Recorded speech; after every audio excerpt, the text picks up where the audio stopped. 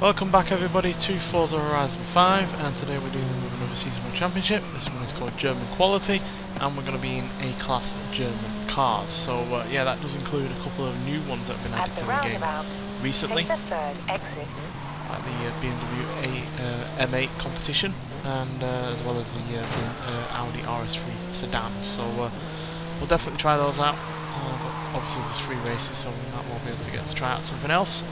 Won't be in this though, because this is too high class, but yeah, still. Should be plenty of fun given the kind of cars we're going to be choosing from.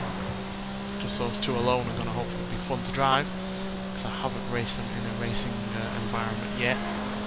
Only looked at them on their own, so it's going to be interesting to see you will arrive at your destination. how they do against other vehicles. So yeah, let's see where we're going to be racing. Take a look at the full roster of cars that we can try out.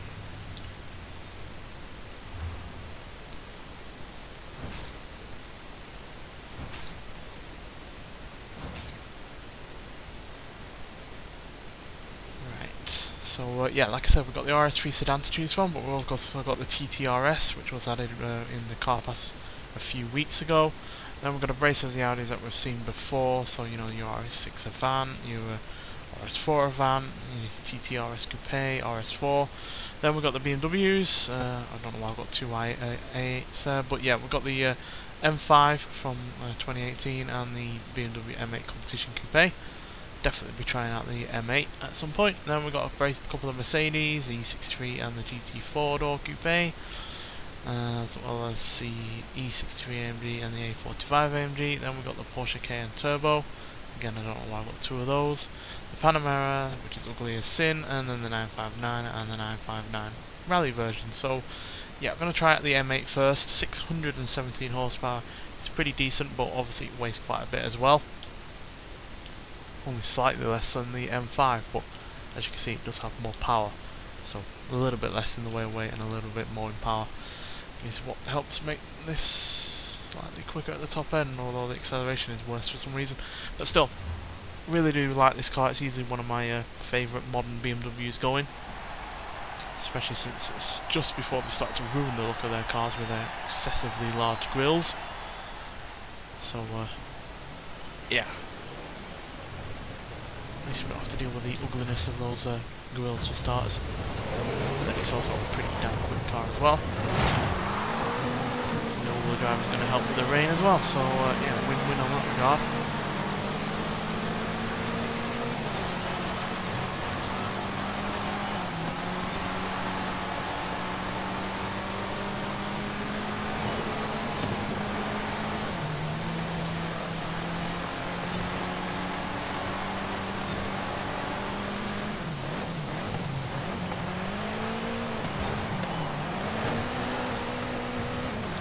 See, this rough stuff is going to be challenging this car quite a bit, but thankfully at least it does have all-wheel drive.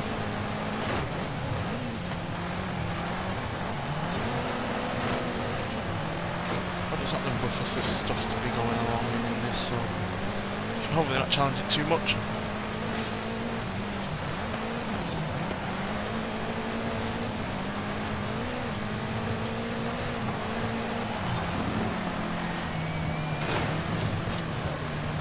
Overcorrected a little bit there.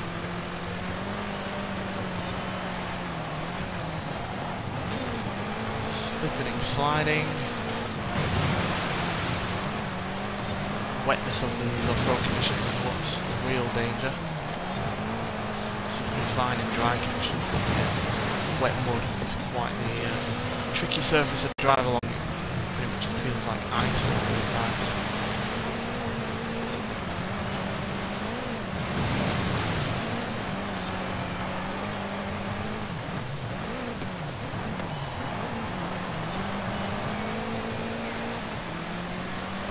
This car belongs. As you can see, is we're able to gain ground just because of how much power it's got, which obviously it's not going to be able to use all of on surfaces like this. We're hitting the rev limit a lot before. Setting does seem to waste a lot of its power on these kind of surfaces. Which is why we struggle to get ahead of the other 3 or so that were in front of us.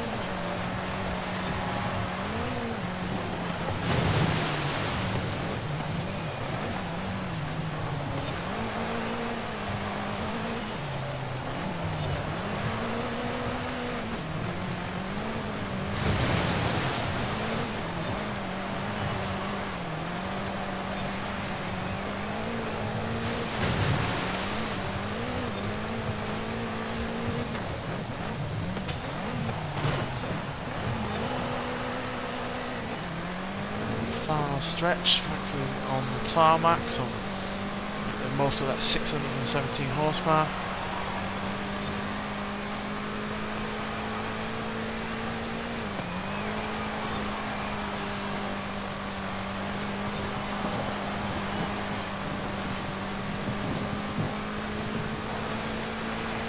And there we go.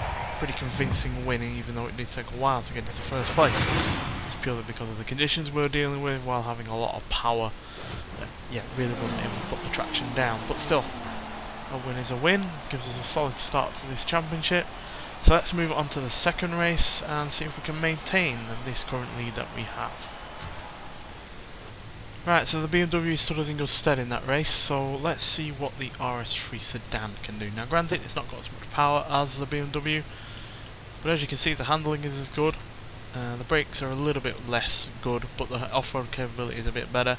And yeah, because it's an Audi, the Quattro system in this has been developed over many years, whereas BMW in terms of, you know, putting all-wheel drive systems in fast, powerful cars are relatively new to it. So yeah, this should perform better on any of the off-road stuff. It's also lighter, so yeah, you probably won't get any.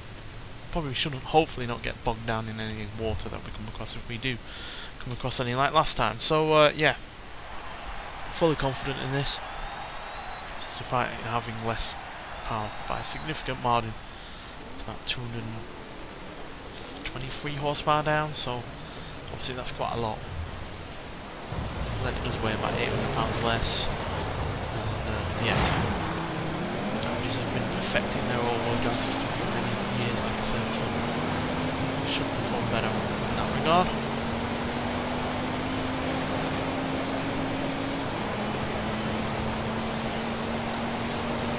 As you can see, despite having such a drop in power over the BMW, it's hardly a slow car.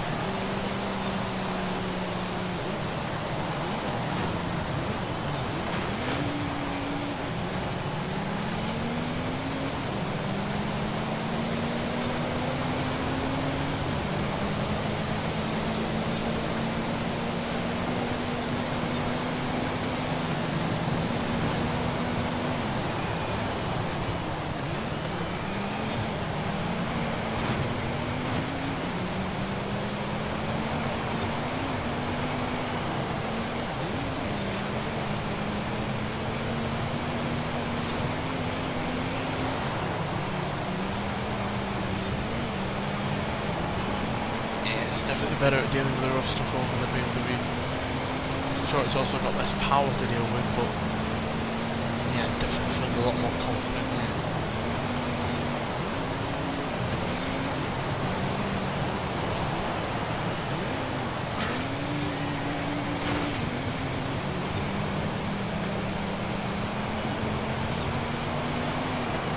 Granted, we are dealing with like a lot drier conditions. I guarantee even if it was as wet as it was last time, this would still perform better.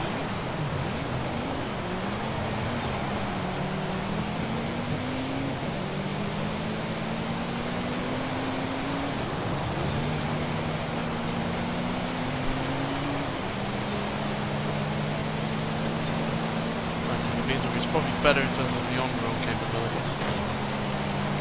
How more power it's got.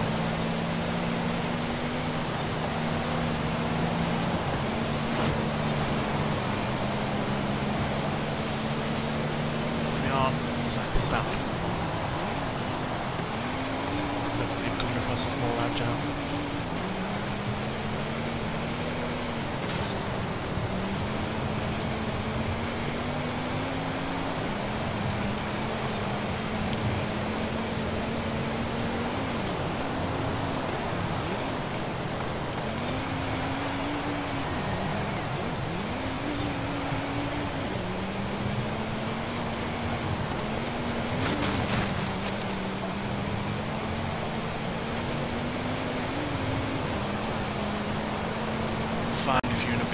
muscle car, even with all-wheel drive, it will struggle with the rough stuff a little bit more. Because of more power means more, you need more traction. Whereas this with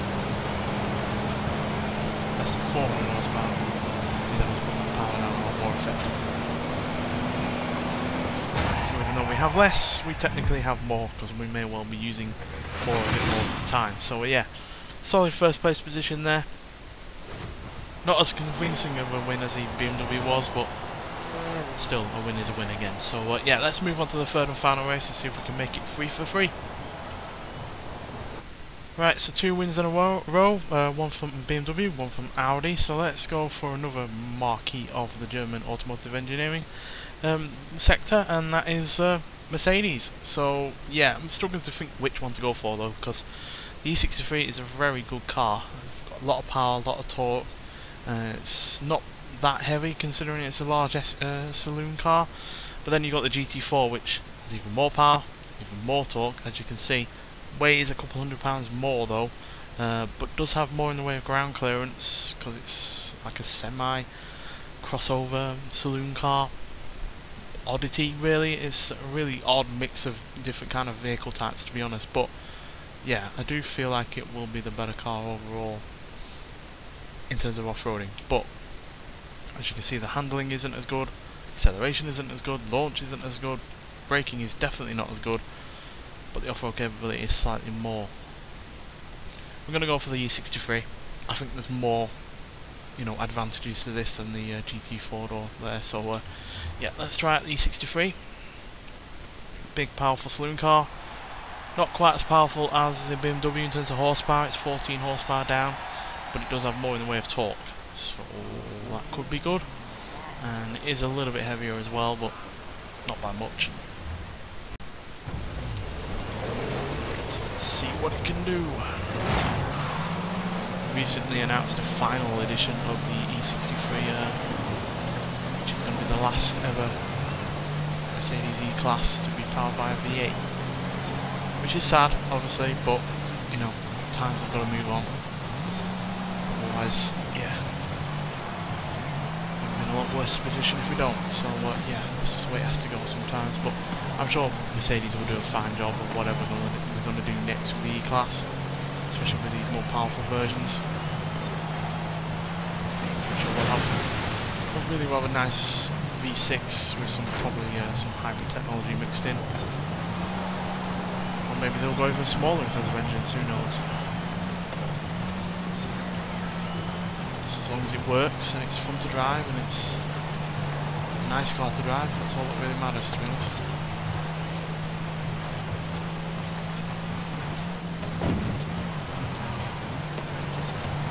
First lap to race that we're doing as well, so we get to learn the route that we're on.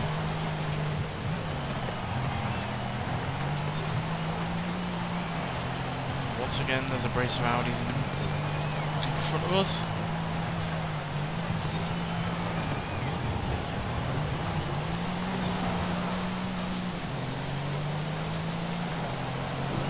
Leash all of those horses. Right into a tree though, that's not very helpful.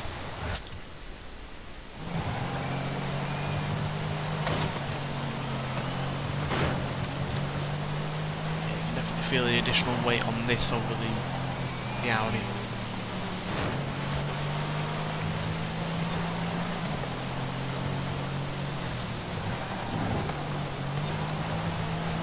The handling isn't much worse given the extra weight and the size.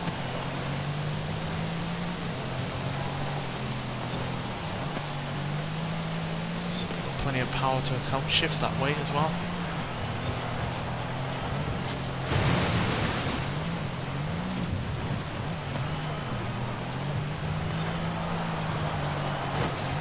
Sliding around on this rough stuff.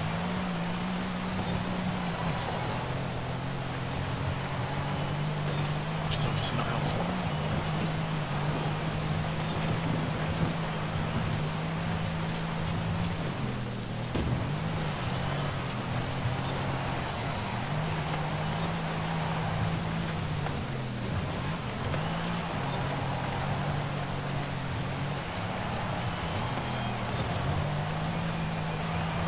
struggling to gain on second and first here. First has a gigantic lead to try and eat into.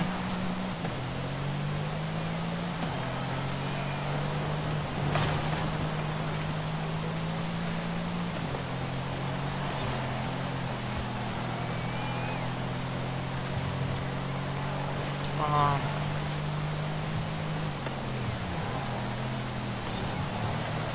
Definitely gaining some ground, as we're now closer to second place.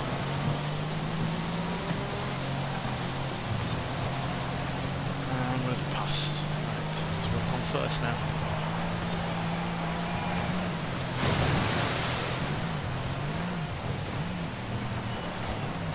Which is of course an Audi, I think that's the RS7 Sportback.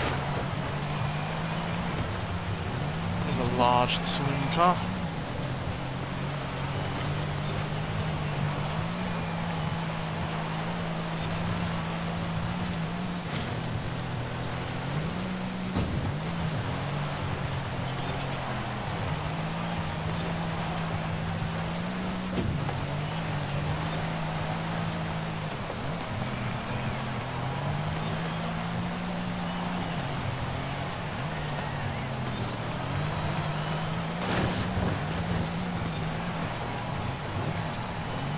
I can't imagine us being in second place with the GT 4-door, because this is better handling and we were struggling with this as well. So fortunately Mercedes does not give us the third and final win there, but second place will be enough to give us a championship overall. I just feel like, yeah, it's a little bit of a large car for a circuit like that, which, you know, you live and learn. So yeah, still gonna have the 16 points. Gives us the win overall. So yeah, the RS7 there came in second, TTS in third, the TTRS in fourth, surprised the RS was behind, and finally the RS6 in fifth. So yeah, Audi dominating that, no surprise really, given their long and storied history with all-wheel drive systems themselves. So yeah, no surprise they were so successful on this. So yeah, there we go. All importantly, although it gives you 5 points, so you can work towards getting that Porsche 911 that is newly added to the game, and then you can also get that classic Mercedes from the 1920s, which is quite expensive, so it's well worth getting the 40 points for that, if you don't want to pay out several million or whatever. So yeah, but nonetheless, thanks for watching, and I'll see you in the next one. Bye.